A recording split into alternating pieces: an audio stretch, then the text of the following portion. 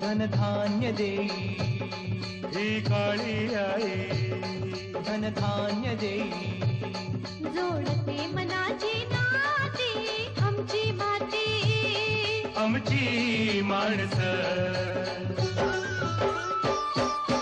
आमची माती आमची माणसं आमची माती आमची माणसं आमची माती आमची माणसं आमची माती आमची माणसं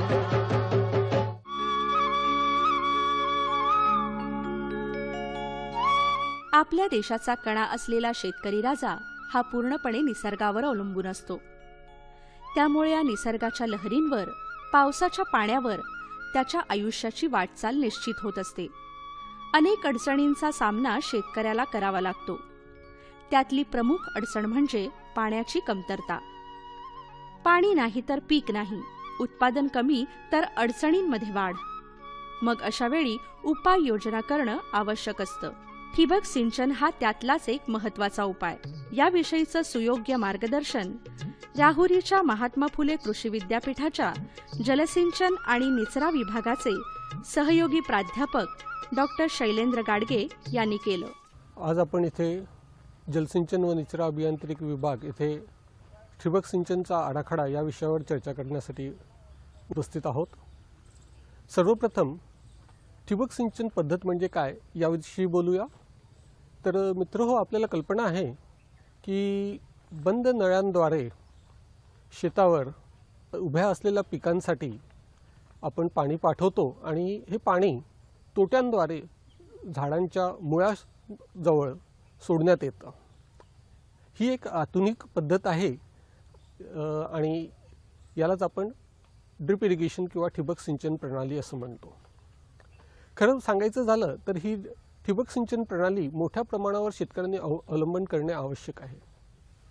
आणि खरं तर आजची जी परिस्थिती शेतकऱ्या मित्रांना समोर जावं लागतंय त्यामध्ये प्रामुख्याने दोन गोष्टी आहेत.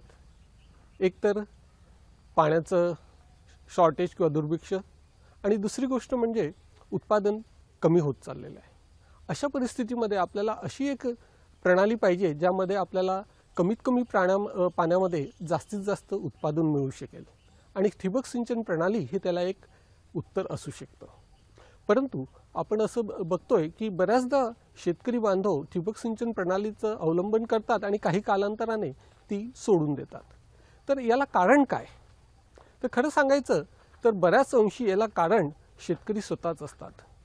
कारण त्या ठिबक सिंचन प्रणालीचा आराखडा योग्यरित्याने किंवा योग्य माणसांकडून बनवून घेतलेला नसतो आणि अशा वेळेला 2 किंवा 3 वर्षानंतर किंवा बऱ्याचदा एका वर्षामध्येच किंवा एका सीझनमध्येच ती ठिबक सिंचन प्रणाली गुंडाळून ठेवली जाते.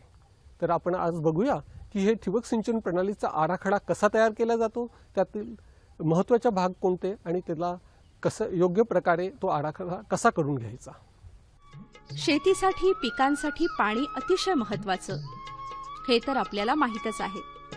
मग हे पाणी पिकांना देण्यासाठी वेगवेगळ्या पद्धतींचा अवलंबही केला जातो.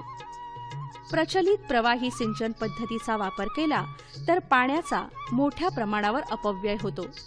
कारण हे पाणी बऱ्याच प्रमाणात मुळांपर्यंत जरी गेलं तरी अधिक खोलवर जाऊन ते जमिनीतच मुरतं.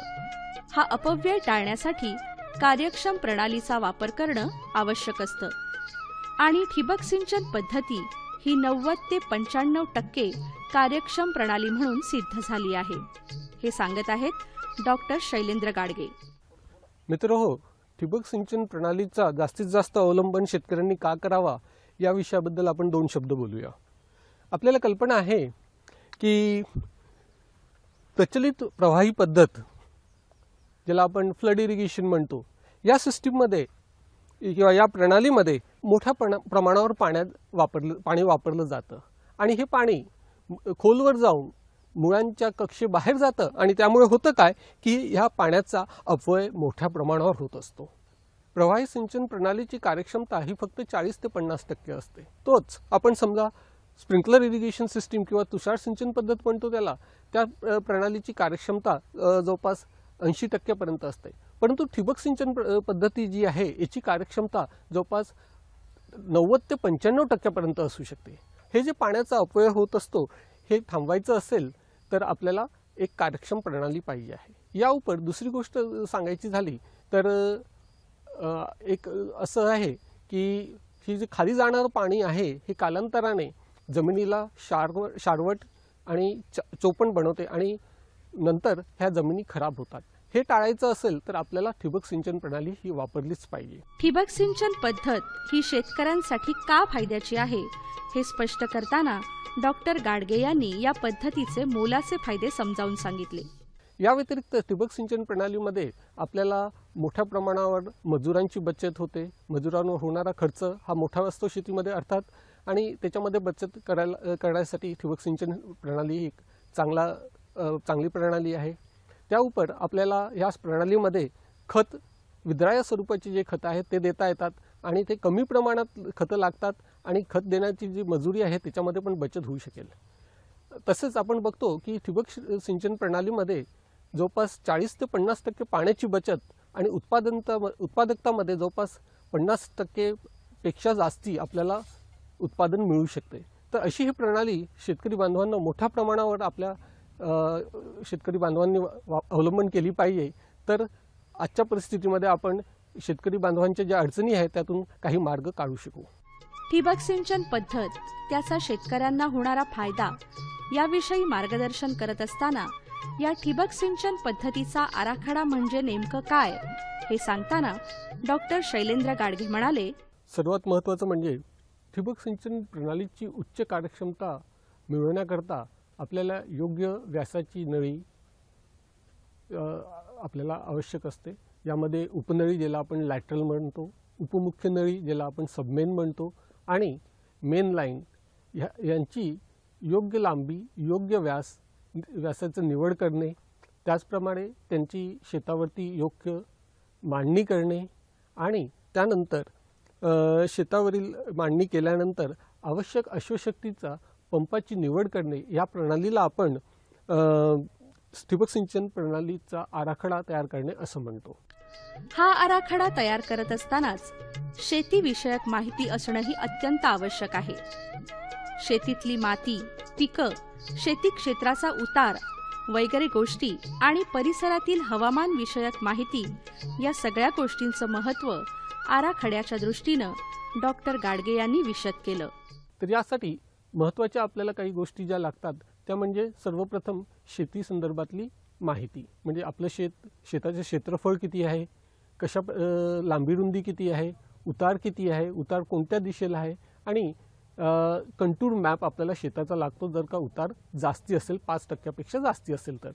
त्या व्यतिरिक्त आपल्याला जी माहिती लागते ती म्हणजे शेतीच्या मातीबद्दल, कशा प्रकारची माती शेतामध्ये आहे, मध्यम प्रकारची आहे, हलक्या प्रकारची आहे की भारी प्रकारची माती आहे, त्याची पाणी धारण करण्याची क्षमता किती आहे याची माहिती देखील आपल्याला पाहिजे असते. या व्यतिरिक्त आपल्याला दुसरी जी माहिती पाहिजे असते ती म्हणजे पिकासंदर्भातली माहिती. कोणत्या पिकाखाली किती क्षेत्र आहे, पिकाचं वय किती आहे, त्यानंतर त्या पिकाचा पीक गुणांक किती आहे आणि महत्त्वाचं जे असतं ते म्हणजे 2 ओळींमधलं अंतर आणि एका ओळीमधील 2 झाडांमधलं अंतर. त्याचप्रमाणे आपल्याला पिकाची संवेदनशील टप्पा कोणता आहे याच्याबद्दल माहिती असणं आवश्यक असतं. त्यानंतर दुसरी जी माहिती असते ती म्हणजे पाण्याबद्दल, पाण्याचं स्तोत्र काय आहे, तिथे किती उपलब्धता आहे आणि पाण्याचं पृथक्करण म्हणजे त्याच्यामध्ये क्षार किती आहे, त्यामध्ये शेवाळ आहे का, इत्यादी बाबींची माहिती, सखोल माहिती असणं आवश्यक असतं. तशाच प्रकारे हे पाणी आपल्याला किती तास उपलब्ध होऊ शकतं आणि त्यास पाणी उपलब्ध होत असताना सोबतच आपल्याला पंप लागत असतो, तर त्या पंप ऑपरेट करण्यासाठी आपल्याला वीज किती तास उपलब्ध आहे ही माहिती देखील आराखडा तयार करण्यापूर्वी आपल्याला आवश्यक आहे. दुसरी आपल्याला अजून एक जी माहिती लागते ती म्हणजे परिसरातील हवामानाबाबत. यामध्ये दररोज होणारे बाष्पीभवन आणि पडणारा पाऊस या 2 गोष्टींची माहिती प्रामुख्याने अत्यंत आवश्यक असतं. आराखड्याची माहिती देत असतानाच डॉक्टर गाडगे यांनी राहुरीच्या परिसरात फुललेल्या नर्सरीचंही दर्शन घडवलं. फुलांमध्ये औषधी फवारणी करत नसल्यानं तण व्यवस्थापन कसं करतात आणि कशा प्रकारचं सिंचन करून ही फुलझाडं फुलवली जातात याची खूप सुंदर माहिती डॉक्टर गाडगे यांनी दिली. ड्रिप सिस्टीम इरिगेशनमध्ये आपल्याला ज्यावेळेला फुलशेती करायची असते त्यावेळेला त्याची निगा राखताना तण व्यवस्थापन एक महत्त्वाचा मुद्दा असतो आणि तण व्यवस्थापनामध्ये आपल्याला वेळोवेळी तण हाताने उपटून काढावं लागतं, कारण शक्यतो फुलांमध्ये आपण इन्सेक्ट औषधी फवारणी हे ठेवत नाही. आमची माती आमची माणसं. ठिबक सिंचन पद्धतीचा आराखडा तयार करत असताना कोणकोणत्या मुद्द्यांचा विचार करायला हवा हे सांगताना ट्रिपल तोट्यांची संख्या कशी ठरवावी याविषयी डॉक्टर गाडगे यांनी सोदाहरण स्पष्टीकरण दिलं.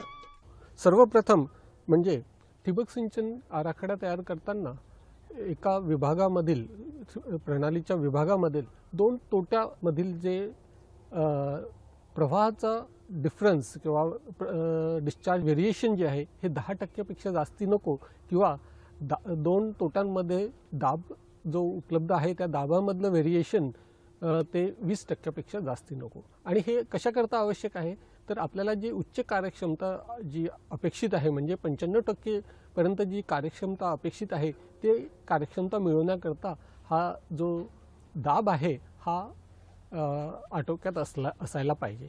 आणि त्यासाठी काय करायचं आहे तर आपल्याला हे आराखडा जवळपास 6 अलग अलग मुद्द्यांमध्ये विभाजून घ्यायचा आहे. पहिला मुद्दा म्हणजे की ठिबक सिंचन पद्धतीसाठी तोट्यांची निवड करणे. तर आपण बघतोय की मार्केटमध्ये विविध प्रकारच्या तोट्या उपलब्ध आहे. त्यातली काही तोट्या ज्या आहे ह्या लॅटरल किंवा उपनळी ज्याला आपण म्हणतो त्यावरती बसवल्या जातात आणि काही तोट्या मात्र लॅटरलच्या आतमध्ये बसवल्या जातात आणि त्या तोट्यांना आपण ऑनलाईन किंवा इनलाईन ड्रिपर्स असे म्हणतो. शक्यतो आपण भाजीपालासारखी पिके किंवा जे हंगामी पिके आहेत याच्यासाठी इनलाईन टाईपचे ड्रिपर्स वापरतो, परंतु फळझाडांसाठी जिथे 2 झाडांमधील अंतर जास्ती असतं अशा वेळेला आपण ऑनलाईन टाईपचे ड्रिपर वापरतो. आता हे ड्रिपर्स वापरताना आपल्याला प्रामुख्याने काय काळजी घ्यायची असते की प्रत्येक ड्रिपरमध्ये आवश्यक प्रवाह आपल्याला पाहिजे तो असला पाहिजे आणि त्यासाठी आवश्यक काय आहे की आपण ड्रिपरची योग्य निवड केली पाहिजे. तर ही निवड करताना आपण प्रामुख्याने कोणतं पीक आहे ते किती अंतरावर आहे आणि कोणत्या जमिनीत आहे ह्या गोष्टींचा आपण समावेश करत असतो. तर इथे आपण बघूया की अलग अलग जे प्रवाहाचे ड्रिपर्स आपल्याला मार्केटमध्ये उपलब्ध आहेत ते कोणते आहेत. तर आपल्याला मार्केटमध्ये आता 2 लिटर प्रति तास, 4 लिटर प्रति तास, 8 लिटर प्रति तास असे अलग अलग प्रकारचे ड्रिपर्स मार्केटमध्ये उपलब्ध असतात. तर ह्या तोट्या ज्या आहेत ह्या अलग अलग जमिनीमध्ये कसे काम करतात ते बघूया. आता समजा आपण घेतलं हलकी जमीन आणि एक तोटी असेल तर त्या हलक्या जमिनीमध्ये पाण्याचा जो प्रसार होतो किंवा जे स्प्रेडिंग होतं हे कमी होतं, परंतु भारी जमिनीमध्ये हे स्प्रेडिंग जास्ती होतं. तर त्याच्यामुळे काय होतं की आपण हलक्या जमिनीमध्ये ठराविक क्षेत्र ओलीत करायचं असेल तर आपल्याला जास्ती ड्रिपर्स लागतात आणि तेच भारी जमिनीमध्ये कमी लागतात. त्या उपर अनेक प्रकार जो असतो तो म्हणजे प्रेशर कॉम्पेन्सेटिंग आणि नॉन प्रेशर कॉम्पेन्सेटिंग टाईपचे ड्रिपर्स. तर याच्यामध्ये प्रेशर कॉम्पेन्सेटिंग ड्रिपर शक्यतो आपण ज्यावेळेला क्षेत्र आपलं 5% जास्ती उतार असलेलं असेल किंवा जमिनी खालीवर असेल तर अशा ठिकाणी समप्रमाणात पाणी मिळावं म्हणून आपण प्रेशर कॉम्पेन्सेटिंग ड्रिपर वापरतो. परंतु सपाट जमीन असेल तर मात्र आपण नॉन प्रेशर कॉम्पेन्सेटिंग ड्रिपर वापरतो. इथे एक लक्षात घेणं आवश्यक आहे की नॉन प्रेशर कॉम्पेन्सेटिंग ड्रिपर हे प्रेशर कॉम्पेन्सेटिंग ड्रिपरपेक्षा स्वस्त असतं. त्यामुळे अनावश्यकरित्या प्रेशर कॉम्पेन्सेटिंग ड्रिपर वापरण्याचा अट्टहास ठेवू नये. साधारणतः आपण असं बघतो की कोणत्याही पिकासाठी ओळ असेल तर त्या ओळीचा पूर्ण भाग ओला झाला पाहिजे आणि त्यासाठी आवश्यक आहे की ड्रिपर्सचं अंतर त्या पट्ट्यामध्ये योग्य प्रमाणात असायला पाहिजे. उदाहरण द्यायचं झालं तर भारी जमीन जर का असेल तर हे 2 ठिबक तोट्यांमधलं अंतर 75 सेंटीमीटर, मध्यम जमिनीमध्ये जवळपास 60 सेंटीमीटर आणि हलक्या जमिनीमध्ये 30 सेंटीमीटर हलक्या जमिनीमध्ये 45 सेंटीमीटर इतकं ठेवतो. परंतु कधीकधी अत्यंत हलक्या जमिनीमध्ये हे 30 सेंटीमीटर देखील ठेवणे आवश्यक पडते. आणि फळझाडांसारखे पिकं असतील तर आपल्याला जोड ओळी पद्धतीमध्ये लागवड केल्यास आपल्याला ह्या ड्रिप संचाची किंमत देखील कमी करता येते. एकदा का लॅटरल, मेन लाईन आणि सब मेन लाईनची निवड केली की योग्य मांडणी करणं आवश्यक असतं. हे काम करताना काय काळजी घ्यावी, त्याचा काय फायदा होतो हे समजलं तर शेतकऱ्याच्या ज्ञानात नक्कीच भर पडेल. दुसरा महत्त्वाचा मुद्दा म्हणजे शेतावरील उपनळी, उपमुख्य नळी आणि मुख्य पाईप किंवा मेन लाईन ज्याला आपण म्हणतो याची रचना आणि त्याची निवड. तर याच्यामध्ये सगळ्यात महत्त्वाचं जे आहे तर शक्यतो आपण जे 1 हेक्टर एरिया असेल तर त्यासाठी काही थंब रूल्स आपण वापरतो. तर लॅटरलची जी लांबी, सबमेनला आपण लॅटरल जोडत असतो, तर लॅटरलची ही लांबी सबमेनच्या एका साईडला समजा 12 mm ची लॅटरल असेल तर त्याची जवळपास 30 मीटरपर्यंत असते. ती समजा 16 mm ची आपण लॅटरल घेतली तर ती 60 मीटरपर्यंत लांब असू शकेल आणि 20 mm ची लॅटरल आपण घेतली तर 100 मीटर लांब असू शकेल. परंतु हे थंब रूलप्रमाणे झाले. याच्यासाठी आवश्यक असं आहे की आपण योग्य त्या सूत्राचा वापर करून, इथे आपण हॅझन-विलियम सूत्र वापरलं जातं, याचा वापर करून आपण त्या लॅटरलची लांबी आणि व्यास निवडत असतो. अशाच प्रकारे आपण सबमेन आणि मेनचे देखील आपण व्यास आणि लांबी निवडत असतो. याच्यामध्ये एक लक्षात घ्यायचं की सबमेन हे जास्तीत जास्त 100 मीटरपर्यंत लांब असते आणि याच्यासाठी आपण 40 mm पासून तर 63 किंवा 75 mm व्यासाचं PVC पाईप आपण वापरतो आणि मेन लाईन असेल तर हा 50 mm पासून तर 90 किंवा त्यापेक्षाही जास्ती व्यासाचा पाईप असू शकेल. मेन लाईनची लांबी हे शक्यतो पाण्याचं स्रोत कुठे आहे आणि ते शेतामध्ये आहे की शेताबाहेर आहेत तर याच्यावर अवलंबून असतं. आणि मेन लाईनचं महत्त्वाचं कार्य म्हणजे उपलब्ध स्रोतपासनं पाणी शेतापर्यंत आणणे आणि त्या उपर नंतर ते सबमेन मध्ये वाटप करणे आणि सबमेन पासनं लॅटरलला आपण लॅटरल जोडलेले असतात तर लॅटरलद्वारे ते पाणी प्रत्येक झाडापाशी पोहोचत असतं. एक वेळा आपण लॅटरल, सबमेन आणि मेन लाईन याची लांबी व व्यास निवड केली की त्यानंतर याची आपण योग्य प्रकारे मांडणी करायची असते. मांडणी म्हणजे काय तर समजा शेतामध्ये उतार जास्ती असेल तर आपल्याला म्हणजे 5% जास्ती उतार असेल तर हे लॅटरल्स जे आहेत ह्या नेहमी आपल्याला उताराला आडव्या असायला पाहिजेत आणि शक्यतो ते कंटूर लाईनवरती किंवा समपातळीच्या रेषेवर असायला पाहिजेत. आणि अशा वेळेला आपण मगाशी सांगितल्याप्रमाणे आपण प्रेशर कॉम्पेन्सेटिंग ड्रिपर्स किंवा तोट्या वापरतो. परंतु समजा शेत कमी उताराचं असेल तर अशा वेळेला मात्र आपण नॉन प्रेशर कॉम्पेन्सेटिंग ड्रिपर्स वापरतो. परंतु एक काळजी अशी घ्यायची असते की समजा 1% किंवा 2% इतकंच उतार असेल तर आपली सबमेन हे शेताच्या मध्यभागी न ठेवता आपण 40% हे वरच्या साईडला आणि 60% खालच्या साईडला अशा प्रकारे ठेवू शकतो. याच्यामध्ये फायदा असा होतो की आपल्याला जे समप्रमाणात पाणी वाटप करायचं असेल त्याचं ध्येय आपलं पूर्ण होत असतं. आपण ठिबक सिंचनच्या विविध घटकांबद्दल चर्चा करतोय. आपण यापूर्वी बघितलंय की ठिबक सिंचन प्रणालीमध्ये लॅटरल ज्याला उपनळी म्हणतो, सबमेन उपमुख्य नळी आणि मेन लाईन म्हणजे मुख्य नळी याचा समावेश असतो. या व्यतिरिक्त बाकी जे घटक लागतात त्यामध्ये एक पंप असतो. विहिरीमध्ये हा पंप बसवलेला आहे इथे आणि त्या पंपाद्वारे योग्य दाबावर पाणी आपल्याला ह्या पाईपमध्ये इनलेटला मिळतंय.